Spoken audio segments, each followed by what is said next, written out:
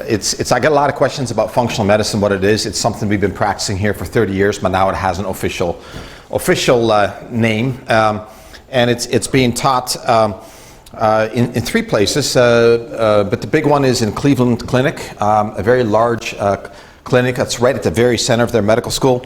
And that clinic now already has an over 1 year waiting list in order to get in. Los Angeles Medical School is starting to make it formal also. And really, if you want to be licensed in functional medicine, it's basically you have to be able to dance between all the different specialties. You have to know endocrinology and gastroenterology, cardiology, psychiatry, and you have to be able to dance between them and tie them together. That's what functional medicine is. And it's been quite a ride here for 30 years. But I'll get into that in my opening slide. But while we wait for any latecomers to come, why don't we do an Ask the Doctor? Hit me with anything you like except the brain. We'll do that afterwards. Is there any questions you'd like me to entertain?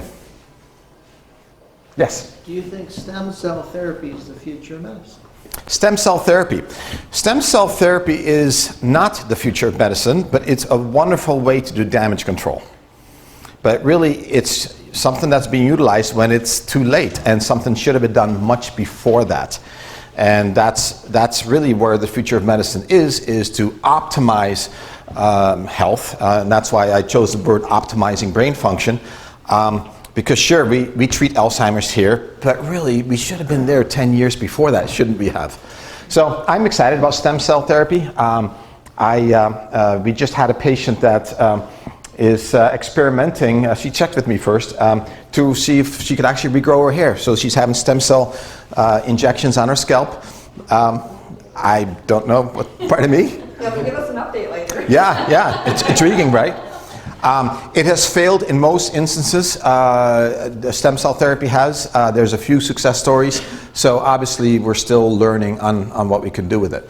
I myself prefer we do stem cell therapy here. We're probably one of the first clinics to use that regenerative science, but we use it by using your own stem cells by using acoustic compression, right? Acoustic compression is also used in this country to smash kidney stones, and in Europe they found that it actually works by vibrating mitochondria, so it upregulates energy production, brings in new circulation, and maybe most importantly of all, it brings in stem cells to the area, which is still measurable a year later.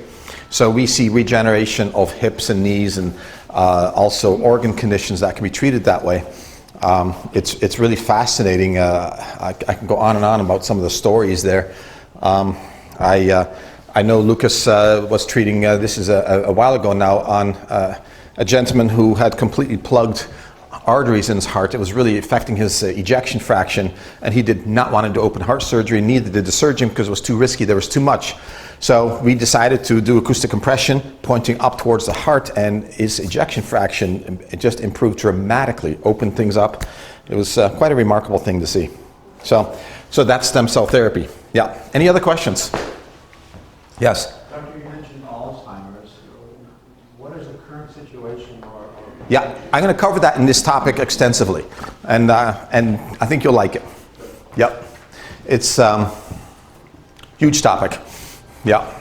Anything else? I just read a lot about magnesium deficiencies. Yeah. And was thinking about maybe starting to take Yes. some kind of supplements for that. Yeah. If you're over 50, there's an over 50% chance that you are magnesium deficient. Not just low, but deficient. If you have a fairly high paced lifestyle, whether it's through exercise, stress at work, or any of that above, you would benefit greatly from magnesium. There's a lot of bad magnesiums out there though. Magnesium oxide and citrate is the most common one. It's made from rocks. It's not easy to absorb it at all, upsets the stomach easily. So I prefer magnesium glycinate. It's 6 times more bioavailable, so it's much more effective, does not upset the stomach, and really gives energy to the entire musculoskeletal system, and has a calming effect on the brain at the same time. It gives you that quiet energy. There's one other magnesium that I will talk about. It's called magnesium threonate. And threonate is a new magnesium that specifically works on the brain and improves cognition very measurably. In fact, we first experimented on mice, and it improved their ability to go through a maze by 20% in just 2 weeks. And then we've been able to replicate that in humans as well. So it's it definitely works. I can tell you that. Yeah. Yes. So collagen is a controversial topic, collagen right now is a fad, it does work. Otherwise, it wouldn't be around. It helps regenerate the joints, cartilage, ligaments, tendons. However, how we're doing it is very questionable because this is made from bone. It's a protein from bone, and guess where toxins go to? Bone, right? It's high in lead, mercury, and it's really, even on organic farms, we're still getting it from the environment, and it's just, so collagen, these products are actually quite toxic. I was walking, this is about 6 months ago, through Whole Foods in Chicago, and there was the Dr. Axe formula, and thought, that's got to be pretty good, and went through the quality control of that. It's not organic. It's got to be contaminated with so many different things, and therefore I cannot recommend them. I just recently was able to procure, because it's off of patent in Europe, one from Europe that's 10 times as concentrated, and these are guaranteed to be totally heavy metal free, pesticide free, and is clean. And in fact, it was in a prescription over there, and it shows regeneration of joints that's measurable. It's measurable in just 1 month. I have this 72-year-old patient just recently, and she was just dying to get back on a tennis court because her knees are bone on bone, and she did not want knee replacements even though that was recommended. And I put her on this collagen, was excited to do so, and 3.5 weeks later she reported she's playing 2 to 3 times a week again. I'm still trying to grapple with this one because just last week, a very chronic ankle patient comes in and just been limping for a year. We had improved it by about 50%, but we had kind of stopped it there. So I was scratching my head a little bit on that. I gave him the collagen and reported dramatic change in just 5 days. Yeah, I said, wow, is that? You sell them here? Yeah. It's in fact, I just had some now. Don't I look good? It's Better than 5 to 10 minutes ago. yeah. So it's 7-8 grams of protein per scoop, so it's really good. And that's that and some Mito Boost is what's running my energy right now. Yeah. Okay, I'm going to start the topic if that's okay with you. This is a really, I think, incredibly important topic: optimizing brain function. The emerging revolution in brain wellness. And it truly is a revolution in thinking, and of course old thinking sometimes takes a generation of doctors to pass on before we can do that, but there's so much evidence out there that they're literally being yanked out of the old models, kicking and screaming, because they have to accept the new data that's out there. And I do want to give a high five to some of my mentors that had done some of this groundwork. Dr. Jeffrey Bland, my mentor for functional medicine, he introduced me to what we do essentially over 30 years ago. Just a brilliant mind, leader of functional medicine, the father of functional medicine, and he taught me leaky gut syndrome. He said, this is the brain, this is linked to everything, and to this day, he just preaches it, and you should see the crowds now of the seminars. When I first went to his seminars, I still remember the first one in Detroit. It was a room about half this size, about this many doctors, most of them with ponytails. I was the only one that came in wearing a shirt and tie, and we really got along great ever since. So kudos to Dr. Jeffrey Bland. A lot of the information you hear today was started with him. There's others. There's a Dr. Vogel, who I also consider one of my mentors. He established naturopathy in Europe. And Dr. Vogel, he was a guest lecturer and very elderly at that point, but I still remember him saying, folks, if there's anything you're going to get out of all this education, remember this: death starts in the colon. And he walked out. So, okay, I'm going to really remember that one. And it was a profound statement, because the colon houses 92% of our serotonin levels. That's the brain stuff, just the colon itself. Yeah, so it's also very profound how today I am treating so much colon cancer. And a lot of these people are in their 30s and 40s. A lot of them. So obviously our colon are under attack, and thus our brain. There's many others. I'd like to give a shout out to Dale Bredesen. He has a best-selling book that you can pick up. It's called The End of Alzheimer's. And he was able to, within the medical system, prove that Alzheimer's is a multifactorial disease. He called it a roof with 36 holes. And he says, doctors, all you have to do is find the majority of the holes, the big holes, not the small ones, treat that, and Alzheimer's can reverse itself. And he's absolutely right. And he put a system in place called RECODE. And RECODE is reversing cognitive decline. He made it a situation where you have to take classes and get certified. Yes, we've been certified in RECODE because I wanted that under our belt so that we can tell patients that, yes, this is a science-proven method. It's been clinically published in top-tier medical journals. It's Dr. Dale Bredesen has a really good job organizing the chaos of working on brain wellness. And there's so many more.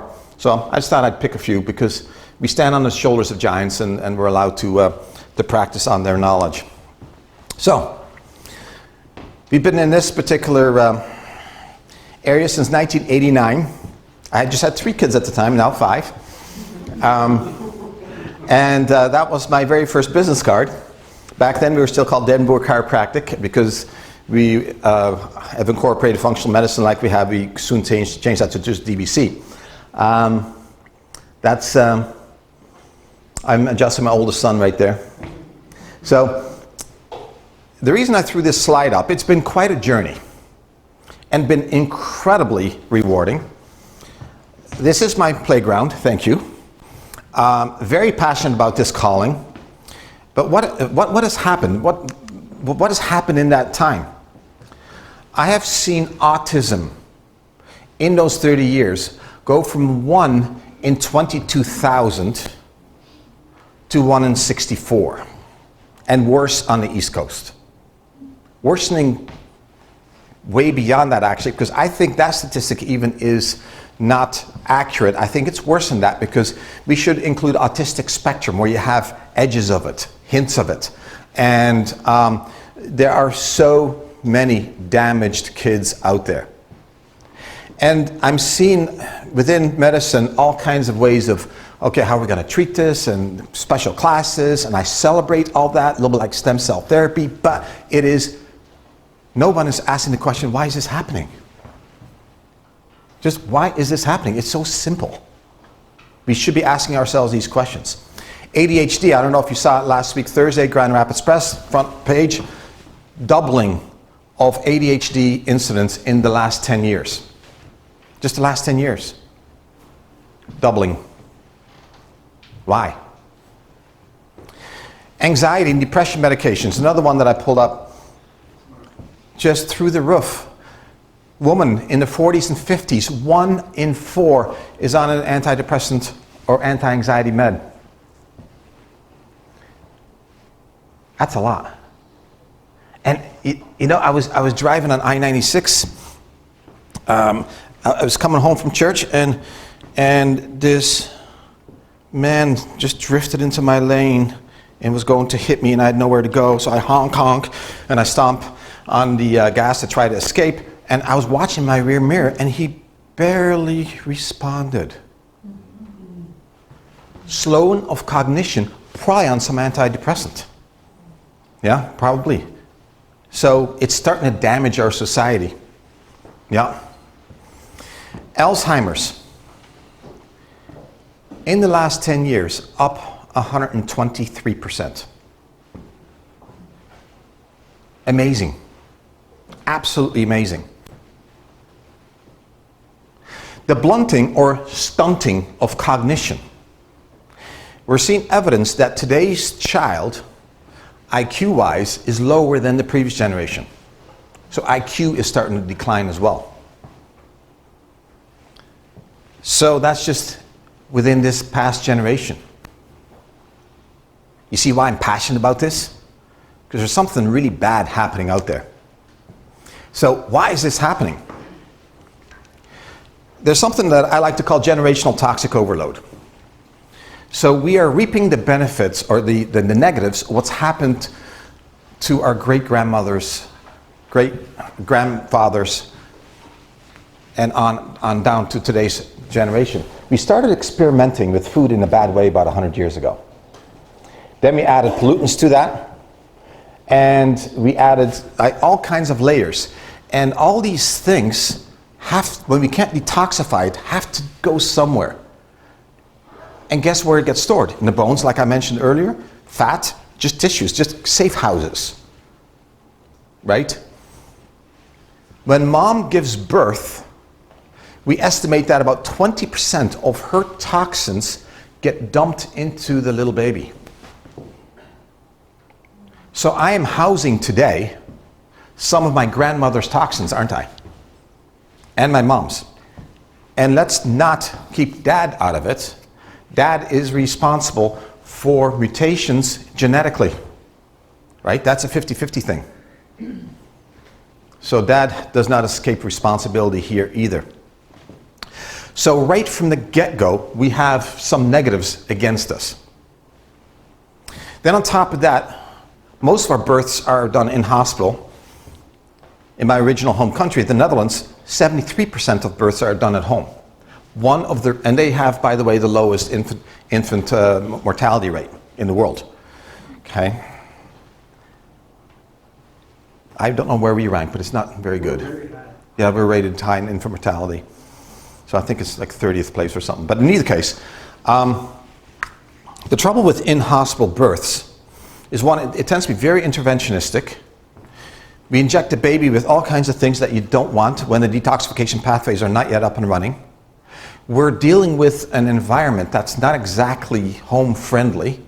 And more than 50% of babies that leave the hospital have a bug in their gut or more that'll be with them for life that's foreign and it's from the hospital. So that's a big deal. Because our gut, our microbiome, this is our second brain. They average 3 antibiotics and 34 vaccinations in the first years of life with the intent of shooting those up. Now, I don't know if you've ever asked, because this is really interesting, just ask a pharmacist for the ingredient list on any vaccination, any of them. It is pages long. And it reads like a witch's brew. Extract that and this and that, and it's really quite mind-boggling. That poor little liver, that poor little kidney. What is it doing to the development of the microbiome? What is it doing to genetic expression? And then on top of that, we cram food into this poor baby that the gut's not ready for. It's too leaky. And it's really interesting to see what pediatrics here think should be done first versus what the Europeans say should be done first. In Europe, it's recommended that we start feeding not until the first tooth has arrived, because that's a sign that the gut is healthy, mature, it's part of our digestive tract, isn't it? So that's a first sign. Some do it at 8 months, some do it at 11 months. So that's the first sign that you start foods. Oftentimes they do rice cereals over here, they do that last over there. Not recommended until you're 2 years old. It's very difficult to break down and very allergenic at that age because we don't have the enzymes to break down rice yet. And so the story goes. So oftentimes we develop food allergies very early on in life. And then as soon as they become toddlers, we start plugging them with cereal and milk, which the sugars from the milk by age 3 tend to be very insulin.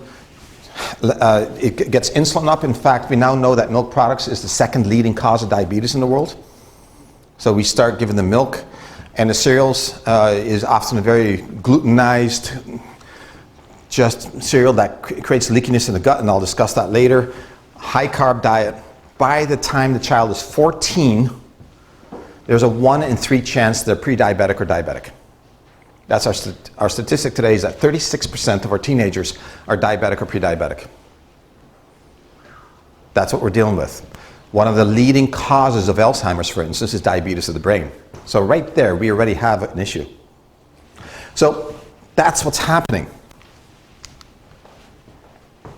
So let's fast forward a few years. Classic day. We'll call this little thing, how to give yourself Alzheimer's. But how about depression or anything? Yeah, it's not just about Alzheimer's. Okay, so we'll call this fella AJ. Poor sleep, he's very stressed out. So with poor sleep, when you sleep, you detoxify. Your detoxification pathways go up 2 or 3-fold. And when you don't sleep well, then you don't detoxify as well. Cortisol levels are high, he sits down for breakfast, and let's have a sugar crash. Let's have a donut for breakfast.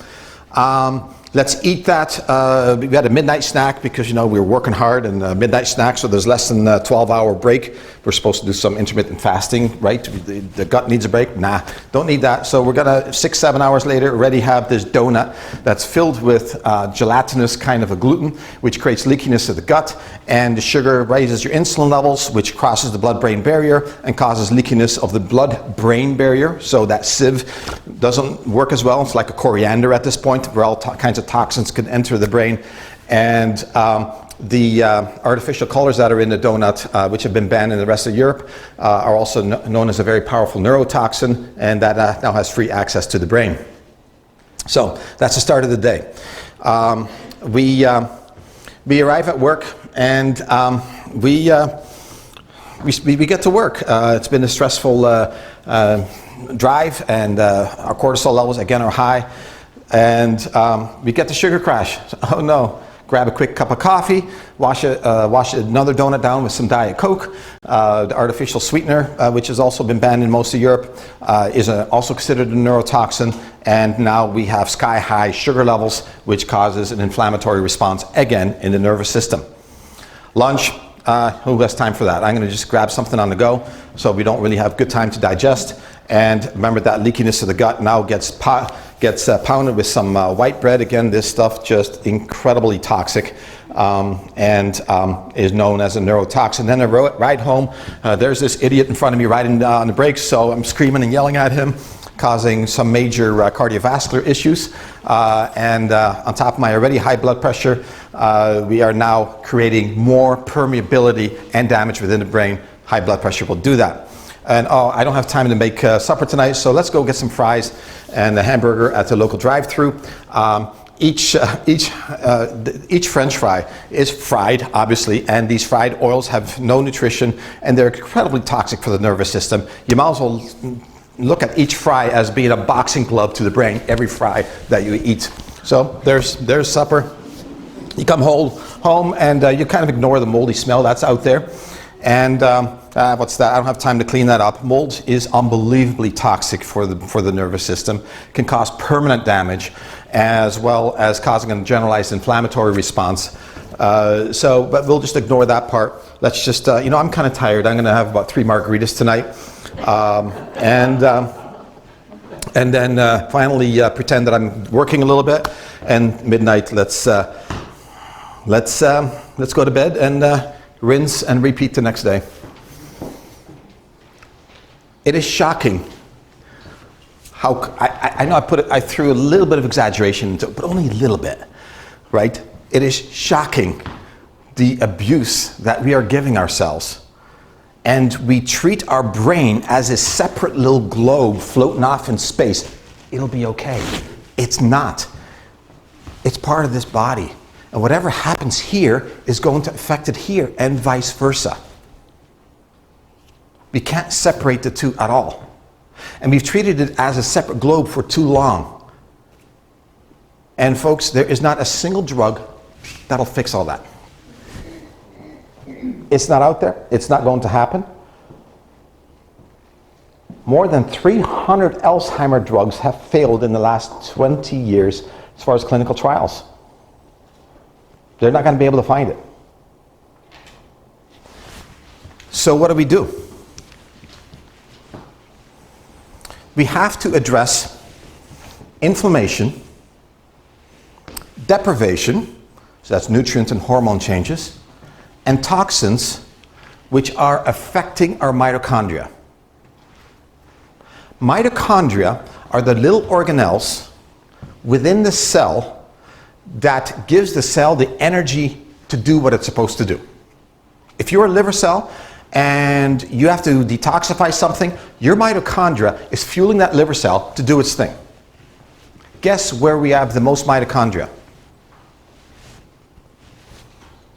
It consumes between 25 and 30% of our sugar levels alone just to keep things fueled up.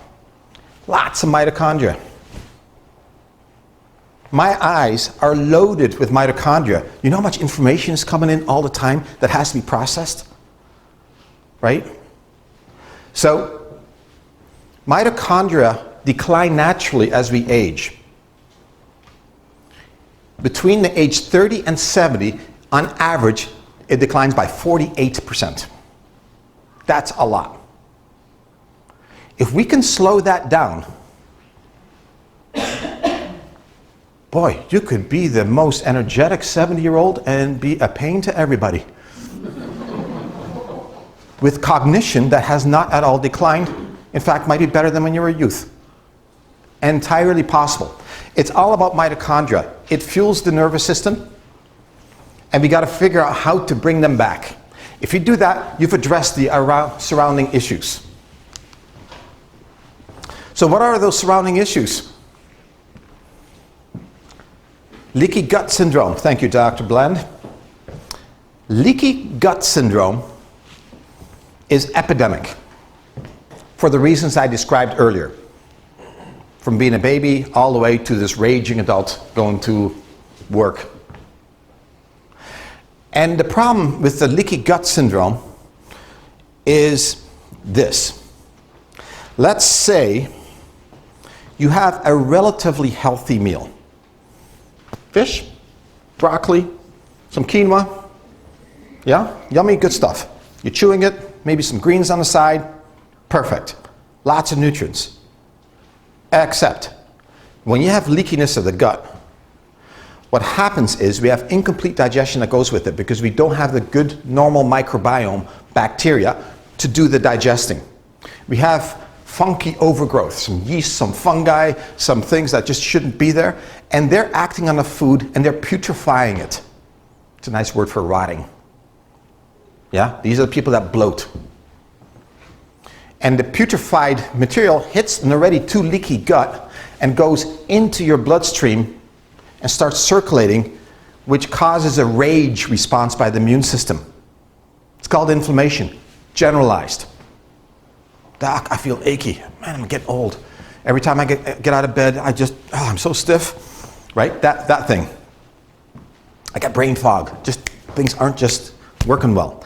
This is constantly pounding the blood-brain barrier, where we were designed with this incredible filter right here to prevent all that stuff from reaching the brain. So that filter is no longer selective, and this debris can go into your brain. And you know what? The brain has its own immune system. It doesn't like it either. And mounts an inflammatory response, which hits people differently depending on genetic expression. If you have a gene called ApoE4, you're probably going to get Alzheimer's, if this occurs. Yeah? And I can go on and on. Goes into depression, anxiety, obsessive compulsive disorders, brain fog, just cognitive decline. Doc, I feel flat. That type of thing. On top of that, with leaky gut, you're altering your neurotransmitters. This is the tank for your neurotransmitters. Way more neurotransmitters here than are up here. So that becomes unbalanced. This is going to become unbalanced. Third thing is we're not extracting nutrients for repair for the mitochondria to function. Leaky gut syndrome is a big deal. It's a really big deal, and all of us have it because our gut's supposed to be leaky, but we don't want it to go to excess. Every time, and I preached this 30 years ago, and I will preach it today. I just say that to make sure that you know this is not a fad for this office. But every time that you're eating our new hybridized, changed gluten, the leakiness of your gut increases by 30% on everybody. No one's exempt. This is why I am 100% gluten-free. I want to be able to preach it. Yeah, I want to be able to show patients, yes, it can be done. But also just for selfish reasons, because I know if I go on a mountain bike ride, the next day I'm so much less stiff, less inflamed. overall. I'll take that 30%, thank you. Yeah? First learned that in Tour de France, actually. Not me, but the top teams that do Tour de France way back already they went gluten-free because their recovery was so much better for the next day race. Less inflammation. So then there's that subclass of reactors. They actually react. And for them, gluten, the number one target for gluten reaction is the nervous system. So if a patient comes in with depression, anxiety, or obsessive compulsive disorder, ADHD, and Alzheimer's, there's a greater than 80% chance that they are a reactor to gluten. And even if they're one of the 20% that isn't, they would still benefit from going off. The little tricky part with gluten, though, is that you've got to do it 100%. If you do it, it's 100%. Because it's an accumulative reaction that just keeps building. So if, say, you do it every weekend, boom, boom, boom, boom, until finally we get into trouble. So leaky gut and the accompanying digestive disturbance, microbiome disturbance, is at the root of a lot of these emotional brain issues. Also, whenever we get an excess of stress, and stress can be in many different ways. It could be overtraining as an athlete. It could be not getting enough sleep. It could be that darn kid of yours, right? There's also overwork.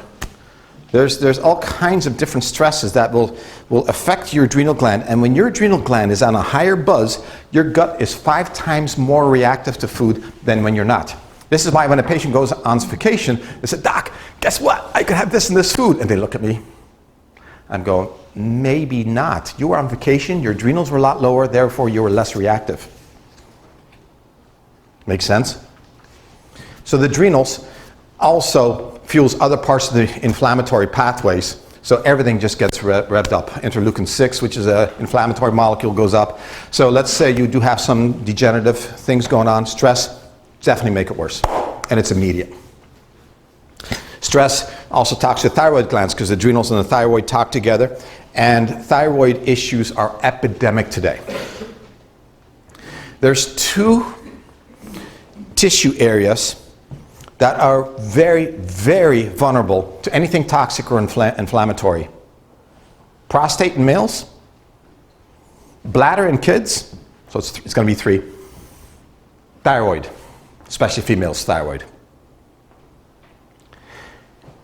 If you do a sample of how many patients have thyroiditis, Hashimoto's, it is unbelievable. It's starting to approach 50% of the population that have high thyroid antibodies. 30 years ago, I never came across it. I read about it in textbooks, and occasionally, the goiter, you read it in textbooks, but you don't really see that anymore very much. Again, the increasing toxic overload is affecting the thyroid gland. And when the thyroid gland starts shutting down, the brain shuts down. One of the subtypes of Alzheimer's is thyroid hormone and just general hormone deprivation. You see this, for example, also in the radical hysterectomy, where all of a sudden there's a drop of hormones, the adrenals and thyroid try to compensate, they go crazy, and these are the patients that are at much higher risk of Alzheimer's.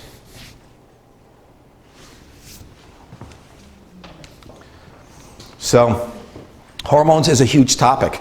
Testosterone for males is also, it's on average, the male fertility in the last 2 generations has declined by 70%. Okay, hormones are really, really sensitive to the plastics.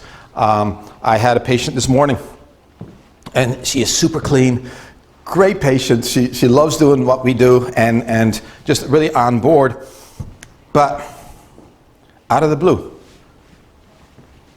a little over half a year ago, menstrual irregularities, just out of control, and was diagnosed with endometriosis. Just, where did that come from? And she came in today, and I could tell she couldn't wait to come in today because she had something to tell me. And I knew something was up because there's this big white cup sitting there. She said, "Doc, I think I found it." I'm going, "What?" She said, "Well, at work they provide us with these really nice insulated mugs. Soft plastic. Says, I was really thinking about it. I did not start having these problems until I started boiling my tea in this cup in the microwave. Says, it often sits there for 20 or 30 minutes before I drink it. So I think it's just loaded with BPA. And it totally poisoned, I translated for her, poisoned her mitochondria, right? Which affects hormones in a huge way. And there was some other issues that went with it. She says, I stopped drinking it this month. My symptoms are already improving. I'm just giving you an example of one toxin. Just one. That we're doing to ourselves without us knowing it. So the hormone disruptors that are out there, incredible. Incredible. Heavy metals are also a big problem, which is worthy of a whole seminar on its own, just like mold exposure is. I do have a seminar online on all these toxins. It's a bit of a depressing seminar it was a depressing seminar to do, because how do you escape all this stuff? But common sense must apply, like that white cup, right? Get rid of it. Oh, there's one other thing I'd like to talk about, hormones, and this is kind of a scary thing. But I've right around perimenopause, beginning of menopause, we have a lot of women coming in here in a mild panic because they can't remember names, they can't remember events. It's just an across the board phenomena. And I have to explain to them that with the hormone deprivation that occurs, because all of a sudden some hormones are changing downward, the brain will shrink an average of 10%. That's a lot in my book. And so it's a rough time to go through, but then it comes back. And we see that all the time. It comes back if you play your cards right. So how do you play your cards right? Always start, food is medicine. I know I snuck sleep and exercise in there too, pretend it's food. For some patients, you just have to do a reset, right? They come in with fatty liver, they're very inflamed, their genetic expression is just faulty. We all have genes that are not so friendly. You can reset even your genes, folks. It's amazing what you can do with yourself. So a nice reset is doing keto. We've been doing this, versions of this for a long time. Right now it's a bit of a buzzword. I want you to know I don't jump on board of buzzwords, and I was not happy with all the keto that's out there. So our health coaches and I have really worked hard to develop a keto program that actually is good for you. And even then, we like to not use it too long. We look at it as not a permanent program, but as a reset program to compensate for the sins of the past. Does that make sense? Because sometimes you have to do that. You have to be extra strict. And what is going keto? Well, it's high in nutritional fats, certain proteins, and very carb selective. But that's where I had a beef with a lot of the keto programs out there. Those carbs have to be nutrient rich and nourishing while not raising sugar levels. And we've put that together here at DBC, and I'm really proud of it. So when you put a patient in ketosis, they're starting to burn fat for fuel. Okay, the liver converts fat to something called keto bodies. That's where the word keto obviously comes from. And these ketone bodies are remarkably smooth and even for energy delivery. The brain loves that. So what I do Monday through Thursday, so I can be sharp for you. Yeah, there's no dips at all. And it resets anything that's inflammatory. It's very anti-inflammatory. And yes, it makes you lose weight very quickly if you are overweight. If you're not, you're fine. And it's also the preferred source of fuel for, say, a long distance athlete. If you're into these really long distance things, going keto gives you the ability to go long distances without having to fuel up all the time except for water. So it's an amazing way to go. I like the word metabolic flexibility because I think we were designed to be able to run off of different sources of fuel. And I'd hate to go keto all the time. I think it's not good for you. I think it deprives you of certain key elements that are in a rich world of vegetables and fruits and yes, even lean proteins that are out there. So I like cycling in and out. And once you've done that a few times, you can cycle in and out effortlessly. But the first time you do it, it's got to be there for at least 6 to 8 weeks, okay, where you just hold it. And the liver cleans up. The liver, on average, in 6 weeks, shrinks by 10%. So it's a very major development as far as what we can do for brain health. It affects everything from just plain old sharpness to regeneration with Alzheimer's to, I use it, for example, I had an obsessive compulsive patient come in just today that it was getting out of hand. We're doing that for 6 weeks, along with certain B vitamins, thiamine specifically, to help reset that brain. So amazing what you can do with it. Gluten. I explained already how gluten has been hybridized since the 1960s. It has changed form. It's become very inflammatory, and gluten assaults the gut in such a way that it becomes 30% more leaky immediately. Gluten has to be eliminated if you want your brain to be hot, on time, with everything, not forgetting anything. Just, if you want a sharp brain, gluten-free is critical. Dairy-free as well. Milk products, we're meant to only have it in the first phase of life, and mother's milk preferably, not cow's milk. And after that, it becomes inflammatory. It induces something called insulin resistance, which gives you diabetes of the brain. That's another common cause of brain issues. It also sits there and just putrefies. When I first moved into this country, I noticed that milk products here, when they go bad, they smell really bad. It's like a rotting smell, literally. Whereas I remember back home, my original home, when a dairy product would go back, it would smell sour. Big difference. And it's because we treat our dairy products in quite a bit different way over here that the natural bacteria, I think, are gone. I know that was kind of random, but that's what happens in the gut, right? That's what happens. So different kinds of fasting. There's something called intermittent fasting. Every Sunday, I like to skip breakfast. I might have some tea or something like that, right? But I skip breakfast. Why? I want a 16-hour break from food. It's a wonderful reset. Your body goes into ketosis, yeah? And the body just learns metabolic flexibility. Oh, wait, I don't have any carbs to run off of. I can use my fat or whatever means it has. And genes get reset, very anti-inflammatory, and you will feel yourself brighten up when you do that. So it's a really nice, easy reset, a lot of research behind it, and the brain absolutely loves swimming in this constant non-inflammatory environment. So whether you're dealing with schizophrenia or Alzheimer's, doesn't matter. It has a benefit to all those things. Fast mimicking diet is, there's been many different versions.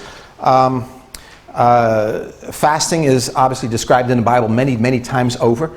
And when something is described many, many times over, I better pay attention to that, right? There has to be a lot of benefits to it besides only spiritual, and there is. We now know that with fasting, you get a stem cell surge, as well as something called autophagy, which means the body goes to work getting rid of unwanted debris. And it literally is a renewing thing for the body.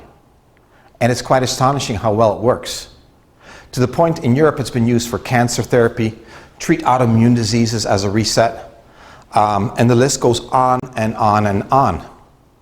And even as a kid, I remember a lot of people going on these fasts. 1 out of 4 Europeans does this yearly.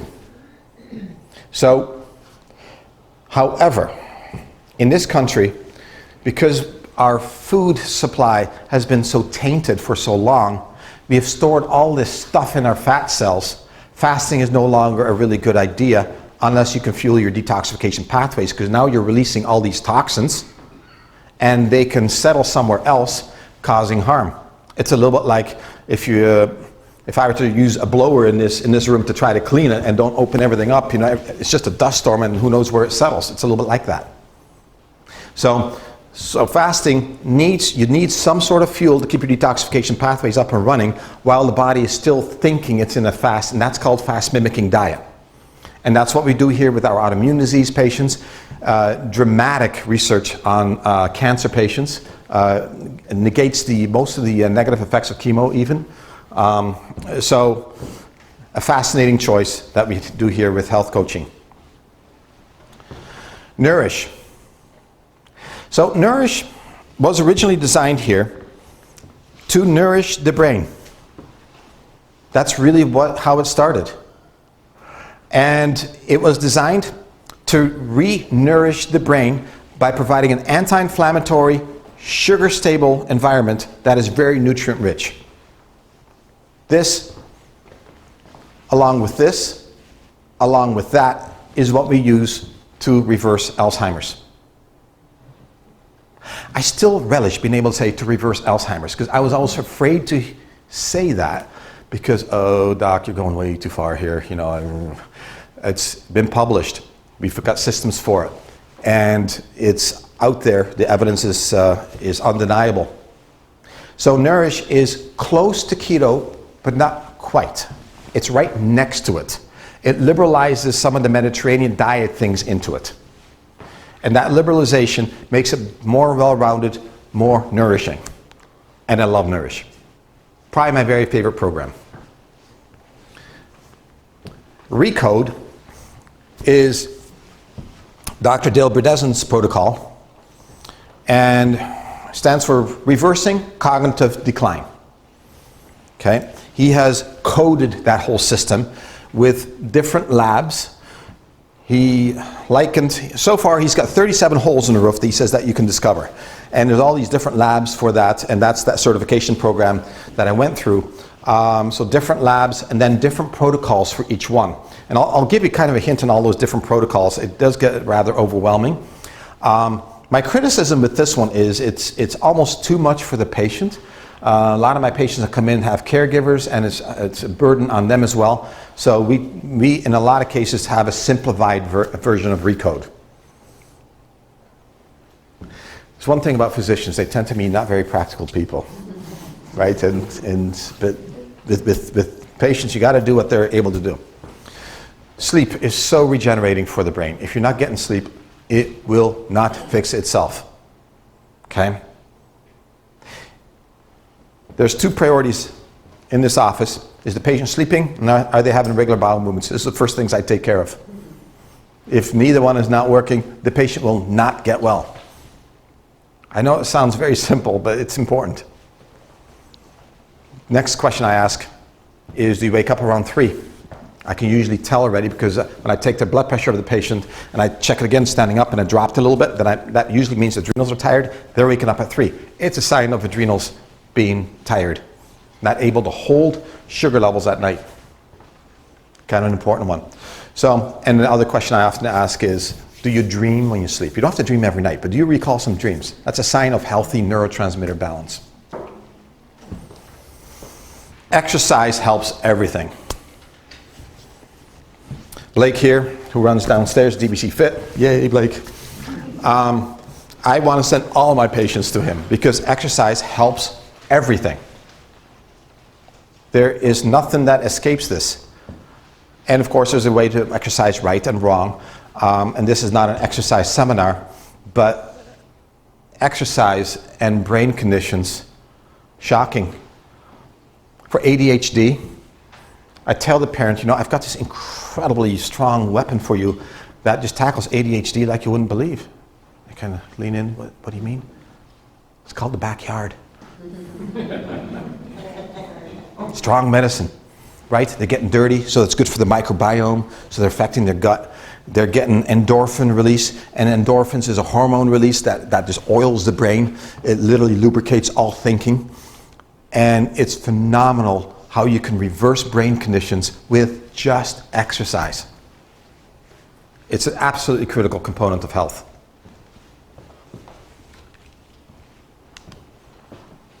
Then there's nutraceuticals. Remember, these are supplements, and supplements are supplemental. Okay? You still have to start with food first, exercise, sleeping well, those types of things. The basics must be in place.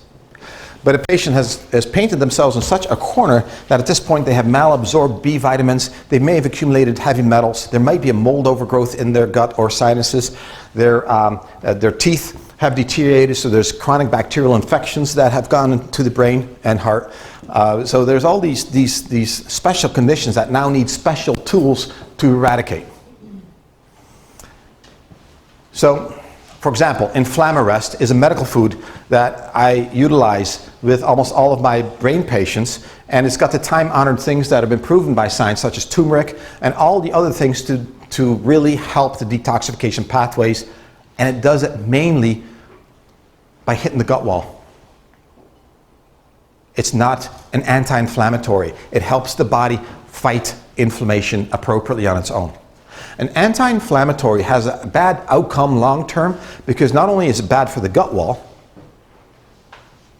but it stops the body from the ability to heal. You need some inflammatory response to rally healing. And even with a simple case like a sprained knee, if you're taking an anti-inflammatory, you are delaying healing and probably causing damage to the cartilage. Even that. So, Inflamarest is a unique product that way.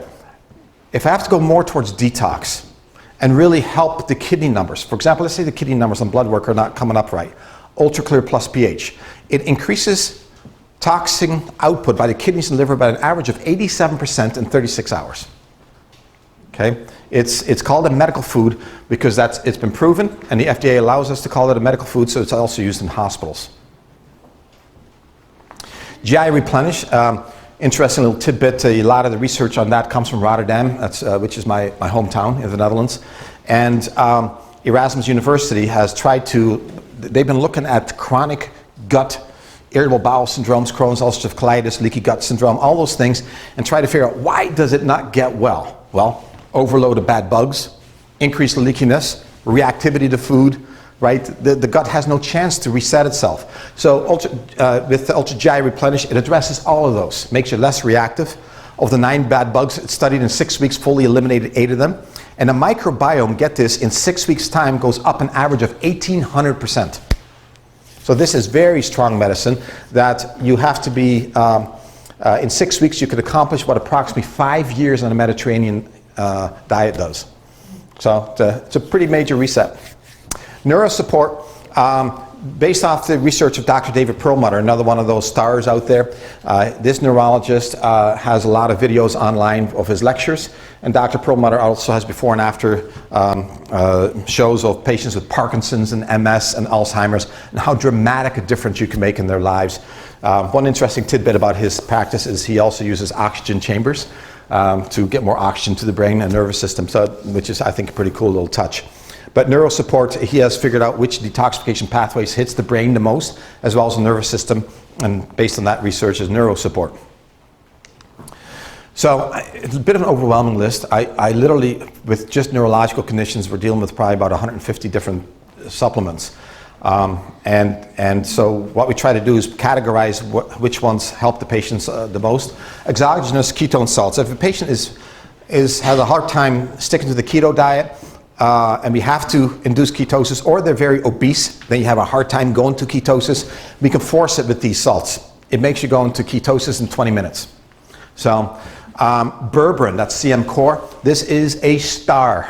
And I traveled to California just because the researcher was presenting on berberine. They finally released all their studies on that.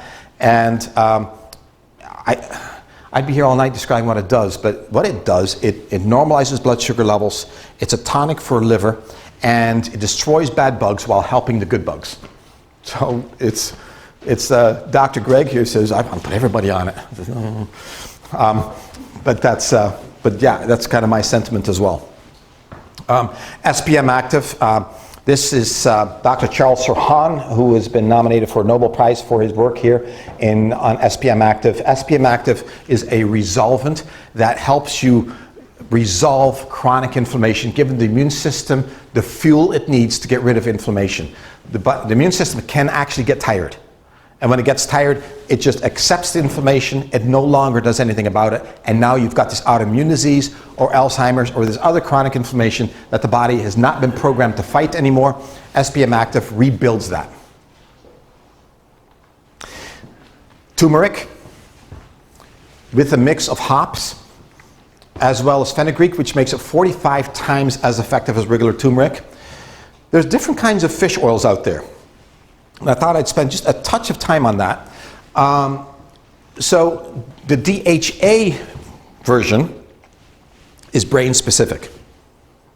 This 90% of the fats that get absorbed by the brain is DHA. So if I know I'm dealing with a brain patient, whether it's attention span, behavioral disorder of any kind, Alzheimer's, that's the one. Max EPA, now this is EPA obviously, this is more for systemic inflammation. It hits the gut wall more. So if a patient also has signs and symptoms of, say, joint stuff, skin is inflamed, eczema, psoriasis, that type of thing, I'll go with the EPA. If I say, it's kind of a mix of both, that's my cop-out. Okay, MitoBoost, that's the one I mentioned I just took right before over here, so if I seem hyper, it might be because of that. This is MitoBoost. It's from University of Berkeley that did the research on this 13 years ago on AIDS patients and found that in 14 weeks, they could improve mitochondrial function an average of 28% using this only with no lifestyle changes. Amazing, absolutely amazing. When I saw that, I got so excited, and then it went away, and now it's back. It's what I use with athletes, it's what I use with immunocompromised patients, it's what I use for my neurological patients. It's a great multivitamin at the same time. So, a lot of research behind it. A little bit of humor on this research. When I heard it, I couldn't help but feel really good about this because University of Berkeley had gotten a big grant from this unnamed pharmaceutical company, and I mean big grant, on how to upregulate, give me some research on how to upregulate mitochondrial function, thinking that some big pharmaceutical would come out of it. They, in the contract, had not written that this allowed them to also do nutraceutical research. And the nutraceuticals way outperformed any pharmaceutical. So out of all that money came MitoBoost. It was supposed to have been a drug. Yeah. So, yes. And then the most powerful antioxidant. So if a patient has a lot of oxidative stress, now how can you tell if a patient has a lot of oxidative stress? Difficult time of decision making. It fatigues them very quickly. The brain is only capable of so many decisions. A lot of stress lines. That's oxidative stress, right? The smoker look, that's oxidative stress. Just premature aging. Phytomulti, antioxidant-wise, has the equivalent of 32 cups of blueberries per pill. One of the most powerful antioxidants that is on the market, and that's why it's one of my favorites. And it goes on. MCT oil, this is the most bioavailable oil for going into ketosis. It's very thin, easy to work with. It kills bad bugs as well. MCT oil is a very powerful tool for weight loss and for stabilizing the brain. Cereva, so far, has had 2 clinical trials, one in the US and one in the Netherlands, actually. And Cereva is an extract called alpha-hydroxytrypsin, and what it does, it stabilizes neurotransmitters within the brain, and it can bring memory back so quick that it actually can induce anxiety. So it's measurable within weeks on an Alzheimer patient, so I always tell them to titrate that one in. Love that product. Very time-honored. Neurocalm has ingredients to increase bile flow, which calms the gut, because digestion is better, which then calms the nervous system. That's why it's called Neurocalm, but really it could be called digestive calm. For ADHD, we actually use an extract of green coffee beans, because it doesn't have the contaminants in it, and we mix that with L-theanine along with some beneficial fats. Mix that with some DHA oil, and you can outperform Ritalin. You can outperform Ritalin, and it's good for you. When I was studying to get my certification in functional medicine, kind of overdosed on that. Magnesium threonate. That's the magnesium I've talked about earlier that actually increases cognition very measurably. Coenzyme Q10 is fuel for the mitochondria. Blisphora is considered an anti-anxiety and antidepressant, but really what it does, it works in detoxification pathways within the brain. Within days, patients can feel that, and I've had patients tell me all the time, this is way beyond what Xanax, Zoloft, and all those do. It works very quickly, it's good for you, and It's patented as a prescription in Europe originally, even though it's all natural, but it's off of that patent now, and we have it available here. Helps sleep a lot too. So patients come over here with wounded brains, and it's not only about one thing with any of them. It's not only about lack of exercise, or their diabetes, or their high toxicity, or misalignment in the neck. I didn't even mention that, how it can create turbulence in the brainstem. It's about multifactorial things that you just work on. You do a heavy metal test. You sometimes do blood work if you're really needing that information. And then you address it from, is this mostly an insulin resistance sugar issue? Is this a toxin issue? Is this a nutrient deprivation issue? Or is this a hormonal issue? Or is it a combination issue? Is it perhaps trauma to the brain due to too many concussions? Right? There's all these different things that you have to address, and folks, it is addressable. And it is amazing how when you work on the basics, like restoring hormones, restoring the gut, give the body good nutrients, how it can fix itself. It is absolutely shocking and very humbling to watch, because I know that all we did was remove a few obstacles, add a few nutrients in that was God-given, and watch it just flower. It's an amazing thing to do. And the epidemic that have been witnessing the last 30 years, there's no need for that. We have the tools available to reverse it and to stop it from happening in the first place. We really do. All we have to do is listen to the science and apply it. And that's what we're about. Thanks for coming tonight, and let's go get some healthy brains out there. Yes.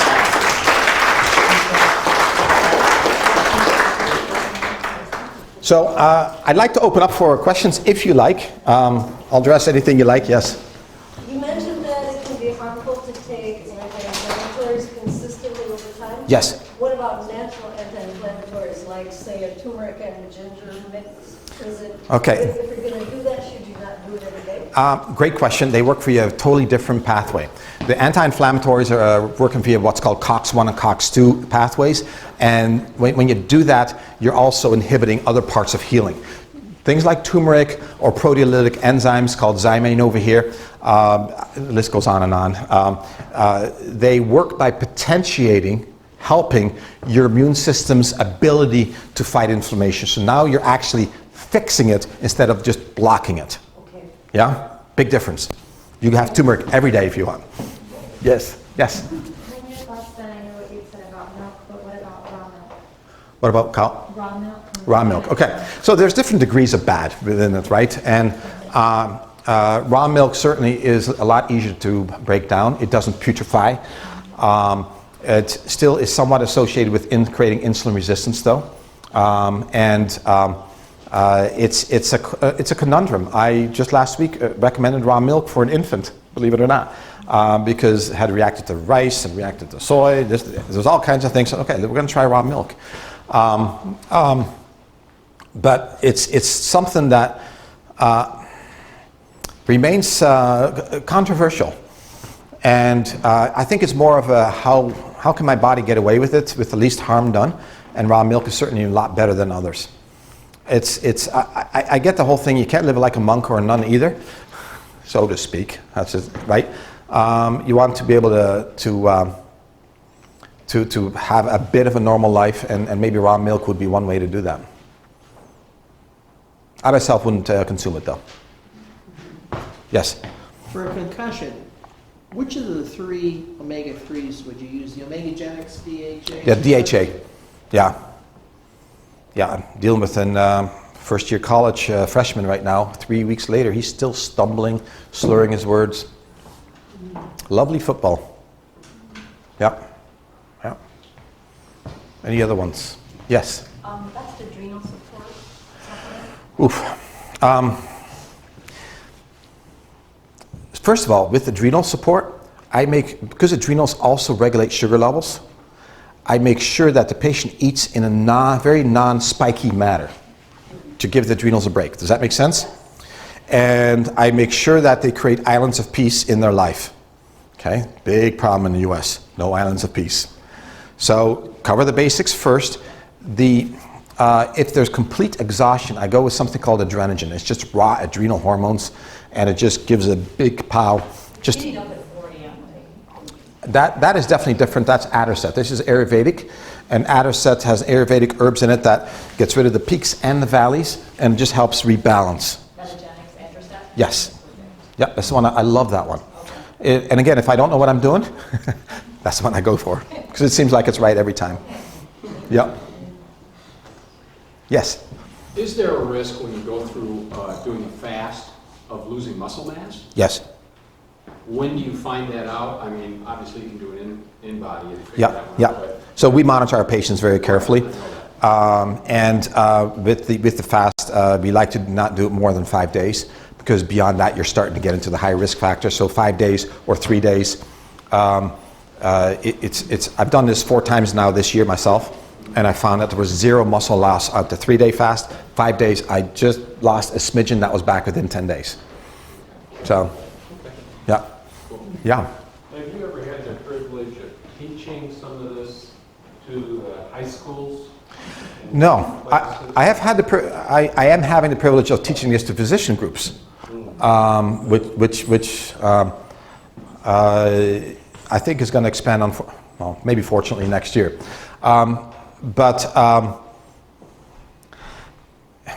It'd be great. I mean, Yeah. these kids, they know nothing about how the Lord created our body to be. Yeah, yeah. What a change. Yeah, it's part of the reason that we're doing these seminars here, because it goes on YouTube. So there's at least somewhat of an outreach that way, and we've established social media that really is more appealing a little bit to the younger crowd. And I'm out there doing these 3-minute videos, I took a bit of a break this summer, but it's about to start up again. So we were trying to reach out that way, and there's only so much time in the day. That's the problem. Yeah. Yes. Talking about fasting again. Yeah. I think you said 12 hours you should go without eating? That's the minimum, yes. Maybe, eat your last meal at 7 p.m.